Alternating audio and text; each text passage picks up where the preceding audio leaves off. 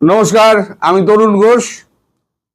কালকে আমার মোটা মাথায় ঢোকেনি যে ৪৫ দিনের মধ্যে বেড়া দেবে সীমান্তে, এটা নিয়ে এত বিতর্ক বাংলাদেশে হবে কেন? আমি আমার জমিতে আমি সীমান্তে বেড়া দেবো, আপনাদের যেমন আলে যেমন দেওয়া থাকে, আল ভাগ করা থাকে, যে যার বাড়ি থেকে বেরোবার সময় যেমন ছিটকিনিটা দরজাটা ভালো করে তালাটা লাগিয়ে যান, সেরকম ভাবে আমি আমার ঘরটাকে আমি সামলে রাখার জন্য আমি কাঁটাতারের বেড়া দিচ্ছি। তাতে পড়শির এত জ্বলছে কেন? এটা কিন্তু আমি কালকে ধরতে পারিনি যে আপনাদের মধ্যে এত রিয়াকশন হবে। কিসের জন্য ভাই? আমরা যখন বাড়ি থেকে বেরোই ভালো করে তালাটা 4বার টেনে বেরোই যে ঠিকঠাক বন্ধ হয়েছে কিনা। তা আপনার বাড়িটা সুরক্ষিত থাকবে আর আমার দেশটা অসুরক্ষিত থাকবে, এবং সেটা আপনাদের জন্য। কারণ আপনারা এখান থেকে চোরাচালান করবেন, আমাদের দেশে অবাধে যাতায়াত করবেন, কুকর্মগুলো করবেন। আর যারা এই নেতা মন্ত্রী যারা এগুলোকে সমর্থন করছেন, আমি তো বুঝতে পারছি তারা এই দুষ্কৃতীদেরই সমর্থন করছেন। প্রত্যেকটা দেশ নিজের দেশকে সুরক্ষিত করার জন্য কাঁটাতারের বেড়া দেয়। আপনি যান না চীনে গিয়ে কাঁটাতারের বেড়া একবার টপকে দেখুন, আপনি ইউএসএ তে অবৈধভাবে প্রবেশ করে দেখুন, আর সেখানে তো কাঁটাতার নেই, সেখানে আপনাকে যেতে হবে উড়ে। অবৈধভাবে প্রবেশ করে দেখুন, এই দলে দলে ফেরত পাঠাচ্ছে। সব দেশই কাছাকাছি যারা আছে কাঁটাতারের বেড়া দেওয়া আছে। তো এখন এখানে যে আপনাদের জমির ক্লেম রয়েছে তা তো নয়। যেমন আফগানিস্তান পাকিস্তানে যেমন জমির ক্লেম নিয়ে গন্ডগোল, তাদের যে কাঁটাতারের বেড়া সেই বেড়া তারা মানে না, ডিউরাল লাইন। পশ্চিমরা বলে পাকিস্তানের ভেতরে আমাদের জমি রয়েছে, পাকিস্তান বলে না এই জমি আমাদের। এই বিতর্ক থাকলে নয় আমি বুঝতাম, কিন্তু সেখানেও বিতর্ক নেই। বিতর্কটা তাহলে কোথায়? বিতর্ক হচ্ছে ভারত কেন কাঁটাতারের বেড়া দিচ্ছে না। আরে ভারত দিচ্ছে তো ভারতের ব্যাপার, আপনাদের জ্বলছে কেন এত? এই যে এত জ্বলছে কেন আপনাদের, আমি তো সেটাই বুঝতে পারছি না। এবার এই অবৈধ যে অনুপ্রবেশ রোধ করতে কাঁটাতারের বেড়াগুলো দেওয়া হচ্ছে, আর ওখানে সম্প্রতি দুজন গুলি খেয়ে মারা গেছেন, সে প্রসঙ্গে আমাদের এখানে একটা খবর বেরিয়েছে, এবং কালকে একে শুভেন্দুকে জিজ্ঞেস করা হয়েছিল যে এই প্রসঙ্গে আপনার বক্তব্য কি। সে আমি আসছি, আগে আমাদের কাগজে যেটা বেরিয়েছে, আমার কাছে ভিডিও আছে, ভিডিও আমি খুব একটা লাগাই না। কাঁটাতারে বেড়ার জমি ৪৫ দিনের মধ্যে বিএসএফ কে দিতে হবে সিদ্ধান্ত। তো এটা তো আপনারা সবাই জানেন।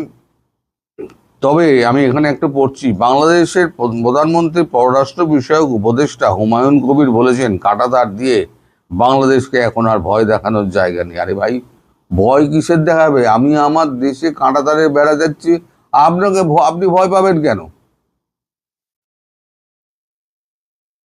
যদি মানুষের সঙ্গে সম্পর্ক করতে চান তাহলে বাংলাদেশের মানুষ কাঁটাতারের বেড়া ভয় পায় না। কিসের সম্পর্ক, কিসের কি, কিছুই বুঝলাম না। আমার দেশে আমি কাঁটাতারের বেড়া দেবো, তার সঙ্গে মানুষের সম্পর্ক কোথায়? আপনি ভিসা নিয়ে আসুন না, তাহলে কোনো সম্পর্কে অবনতি হচ্ছে আর উন্নতি হচ্ছে, কিছুই তো আমি বুঝতে পারছি না। আপনাদের বক্তব্যই তো পরিষ্কার নয়। সরকারও কাঁটাতারকে ভয় পায় না, ভালো কথা। যেখানে আমাদের কথা বলার দরকার আমরা কথা বলবো। এ প্রসঙ্গে আর একটা কথা বলি, আপনাদের স্বরাষ্ট্রমন্ত্রী সালাউদ্দিন সাহেব তিনি বলেছেন কোনো অঙ্গরাজ্যের কথা আমরা শুনি না। তিনি স্বরাষ্ট্রমন্ত্রী, তিনি জানেন না কোনটা রাজ্য আর কোনটা অঙ্গরাজ্য। তার জ্ঞানের জন্য আমি বলে দিই, পশ্চিমবঙ্গের এতগুলো আছে সবকটা হচ্ছে রাজ্য, আর সিকিম হচ্ছে অঙ্গরাজ্য, কারণ সিকিম ভারতবর্ষের কাছে সুরক্ষা চেয়েছিল। সিকিমের বিদেশ নীতি এবং সিকিমের সুরক্ষার দায়িত্ব আমাদের, আর বাকি যেটা আছে সেটা হচ্ছে সিকিমের নিজস্ব, তাদের নিজস্ব গণতান্ত্রিক পদ্ধতিতে নির্বাচন হয়, তাদের মুখ্যমন্ত্রী নির্বাচিত হয়, শুধু বৈদেশিক নীতি, কিছুটা অর্থনীতি এবং সুরক্ষার দায়িত্ব হচ্ছে ভারতবর্ষের। তারা ভারতবর্ষের অঙ্গরাজ্য। এটা ভালো করে মাথায় ঢুকিয়ে নিয়ে সালাউদ্দিন সাহেব, আপনার জ্ঞান অত্যন্ত কম। যাই হোক, আমি সালাউদ্দিনকে জ্ঞান দেওয়ার জন্য বসে নিই এখানে। এখানে কোথায় কোথায় কাঁটাতারের বেড়া বাকি রয়েছে সেটা একটুখানি বলি। উত্তরবঙ্গের কোচবিহারে উন্মুক্ত সীমান্ত প্রায় 100 কিলোমিটার, জলপাইগুড়িতে 19 কিলোমিটার, দক্ষিণ দিনাজপুরে 14 কিলোমিটার, মালদহে 32 কিলোমিটার, শিলিগুড়িতে 2 কিলোমিটার, উত্তর 24 পরগনা 150 কিলোমিটার স্থল সীমান্ত রয়েছে। প্রশাসন সূত্রের খবর, এর মধ্যে এখনো প্রায় 51 কিলোমিটার বেড়া দেওয়া হয়নি। 2019 সালে সীমান্তে কাঁটাতারের বেড়া দেওয়ার জন্য প্রায় 300 একর জমি অধিগ্রহণ বা সরাসরি চাষিদের কাছ থেকে কেনার প্রক্রিয়া শুরু হয়েছিল। কেন্দ্রীয় সরকার সে সময় 88 কোটি টাকা বরাদ্দও করেছিল, কিন্তু জমি জটের কারণে কাজ পুরোপুরি এগোয়নি। এদিন জেলা প্রশাসনের এক কর্তা বলেন, বাকি জমি দ্রুত কেনার প্রক্রিয়া চলছে।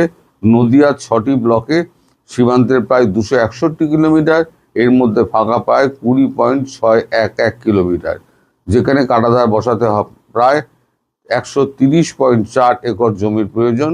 সেই জন্য 2019 সাল থেকে কেন্দ্রীয় সরকার কয়েক কিস্তিতে 88 কোটি 27 লক্ষ টাকা পাঠায়, কিন্তু নানান জটিলতায় প্রায় 52.5 কোটি টাকা খরচ হয়েছে, করেও 82.5 একর জমি কেনা হয়নি।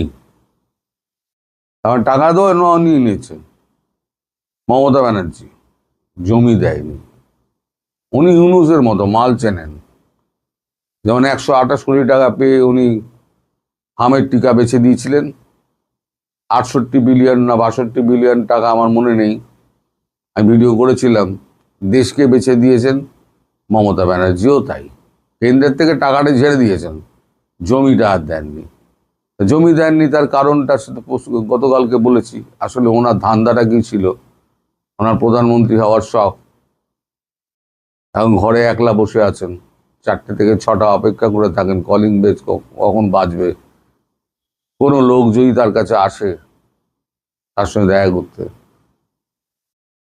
তো আপনাদের এই যে সীমান্তে কাঁটাতারের বেড়া সম্পর্কে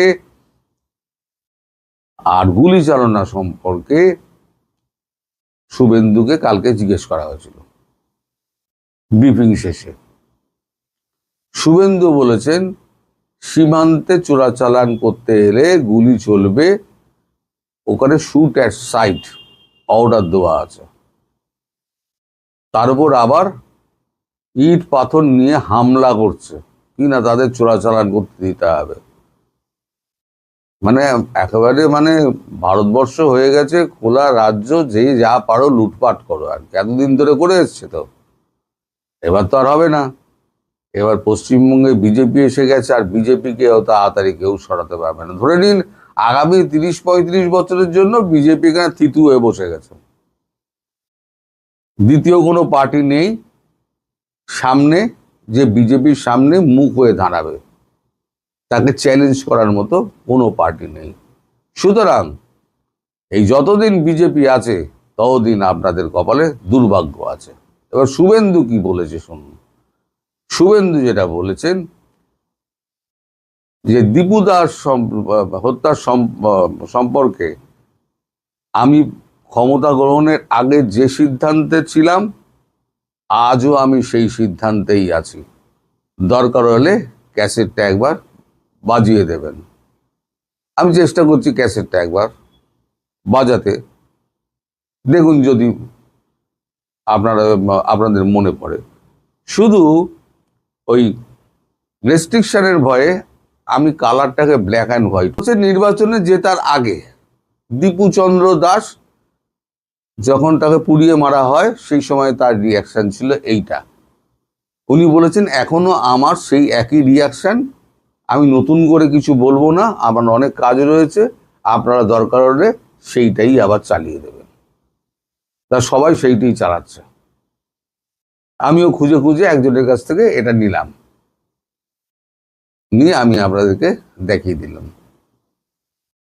এবার ধরুন আপনাদের দেশের তো প্রচুর লোক তো বিদেশে যায়, কিন্তু দেশীয় যে অভ্যেসটা সেই অভ্যেসটা কিন্তু তারা ছাড়তে পারে না। বিদেশের লোকেরা কিন্তু ঘরে তালা চাবি মারে না, তার দরজায় টেনে দিয়ে বেরিয়ে যায়, এসে আবার দরজা খুলে ঢুকে পড়ে। কিন্তু আমরা যখন বিদেশে যাই তখন একটা ভারী তালা নিয়ে যাই, ভারী তালা নিয়ে গিয়ে আমরা ওই তালা চাবি মেন ডোরে আটকে দিই, কারণ এটা আমাদের অভ্যেস। আমাদের মাথার মধ্যে ঘোরে ওই পড়শি এসে আমার বাড়িতে চুরি করে নিয়ে যাবে। তা মানুষের যে অভ্যেস সে অভ্যেস তো পাল্টাতে পারবে না। এখন এই কাঁটাতারের বেড়া শুধু হয়েছে, এবার বাকি কি কি হবে আপনাকে আমি বলে দিচ্ছি 2-3 করে। গরু পাচার বন্ধ হচ্ছে, কাঁটাতারের বেড়া বসছে, এইবার খাদ্য পণ্য পাঠানোর ব্যাপারে শুভেন্দু একেবারে না করে দেবে। কারণ এখানে মমতা ব্যানার্জি আগে চেঁচাতেন যে ওরা খাদ্য চাইছে, খাদ্য দিতে হবে। শুভেন্দু অধিকারী তো বলবে না, তোমাদের দেশ, তোমরা খেতে পেলে কি না পেলে তোমাদের ব্যাপার, আভ্যন্তরীণ ব্যাপার, তো আমি তো তার মধ্যে ঢুকতে যাব না। আমার কি দরকার পড়ে তার মধ্যে ঢোকার? এখন শুভেন্দু যদি না চায়, আর যদি গেট খুলে না দেয়, সীমান্তের গেটগুলো, এখন তো শুভেন্দু রাতে গেটগুলো যদি খুলে না দেয়, তাহলে পরে আপনাদের ওখানে খাদ্যপণ্যটা যাবেই করে। কারেন্ট এখন কি হবে আমি জানি না, গৌতম আদানির সঙ্গে কি কথাবার্তা হচ্ছে আমি জানি না, তবে আমাদের ন্যাশনাল গ্রিডের সঙ্গে লাইন জুড়ে দেওয়ার সমস্ত ব্যবস্থা হয়ে গেছে। যে কোনো দিন লাইনটি জুড়ে দেবে আর আপনারা নিষ্প্রদীপ হয়ে যাবেন। আপনাদের বলে অনেক দুঃখ আছে, আপনারা যতই নাচছেন না ভারতবাসী তত বেশ মজা পাচ্ছে। দেখ কেমন লাগে, ভারতবর্ষ দখল করবি তো দেখ কেমন লাগে। আসলে ওই জায়গা থেকে ঢুকে মমতার সাহায্যে 4 ঘন্টায় কলকাতা দখলের হুঙ্কার দিয়েছিলেন আপনাদের হাঁটতে না পারা সেনা অফিসার, প্রাক্তন সেনা অফিসারগুলো। তারপর বড় বড় চোখ করে সার্জিস আলমের সেই বড় বড় কথা, নাহিদ ইসলামের আঙুল তুলে কথা, তারপরে ওই আবার 26 অক্ষরের যে নাম আছে সজীব ভুঁইয়া, আসিফ মাহমুদ সজীব ভুঁইয়া, মাঝে মাঝে আমি ভুলে যাই এত বড় নাম। তো যাই হোক, এখন আপনারা ওয়েট করুন, আরো কি কি দুর্ভাগ্যের খবর আপনাদের জন্য অপেক্ষা করছে। ভারতবর্ষ ছাড়া বাংলাদেশ অচল, মানতে শিখুন এটা। যত তাড়াতাড়ি মানবেন জানবেন তত তাড়াতাড়ি আপনাদের মঙ্গল। আর নইলে ওই ক্যারাম বোর্ডে স্ট্রাইকার দিয়ে যেমন গুটি ফেলে না, টাকাস করে মারবে, একদম গর্তে গিয়ে পড়ে যাবে। করছে না ভারতবর্ষ, ইচ্ছা করে করছে না, নাচাচ্ছে। পুতুল খেলার নাচ দেখেছেন? দড়ি দিয়ে আপনাদেরকে নাচাচ্ছে নরেন্দ্র মোদী। আর একটা কথা জানবেন, সেটা হচ্ছে এই যে নরেন্দ্র মোদীর মানে নাক কান চোখ পঞ্চেন্দ্রিয় যদি বলেন, এই পঞ্চেন্দ্রিয়র মধ্যে কিন্তু আছেন এই এই ওই আমাদের হেমন্ত বিশ্ব শর্মা আসামের মুখ্যমন্ত্রী, আমাদের এখানে হলেন শুভেন্দু অধিকারী, ওদিকে যোগীজি, তারপরেতে উড়িষ্যা, তারপরেতে আপনার বিহার নীতিশ কুমারের, সব হচ্ছে গিয়ে মোদিজির পঞ্চেন্দ্রিয়র অংশ বিশেষ। অর্থাৎ মোদিজির মানে এছাড়া, নির্দেশ ছাড়া এগুলো কোনো কিছুই হয় না। আপনারা মনে করেন সবাই বোধহয় ইন্ডিপেন্ডেন্টলি করছে, এটা একটা সুসংগত মানে রেজিমেন্টেড দল হচ্ছে আমাদের বিজেপি। এই রেজিমেন্টেড দল যে থাকে না, আপনাদের মতো দল না, আপনারা রেজিমেন্টেড পার্টি কখনো আপনারা দেখিনি। আওয়ামী লীগও ছিল না, বিএনপি নেই, কেউ কারোর কথা মানে না। এই রেজিমেন্টেড দল যারা আছে তাদের কাজকর্ম একটু ডিফারেন্ট হয়, যেটা বামফ্রন্টের ছিল, তৃণমূলের ছিল না। এখন আপনাদের দুর্ভাগ্যের জন্য কি কি অপেক্ষা করছে আপনাদের কারণে, আমাদের কারণে নয়, এই আপনাদের লাফালাফির কারণে এইগুলো হচ্ছে। তো যাই হোক, ভালো হচ্ছে যা হচ্ছে। আপনারা ভালো থাকুন, সুস্থ থাকুন, ভালো থাকুন, এই আর আর কি কামনা করতে পারি। যারা নিজেদের দুর্ভাগ্য নিজেরা ডেকে আনে তাদের জন্য আমরা আর কি করতে পারি। নমস্কার।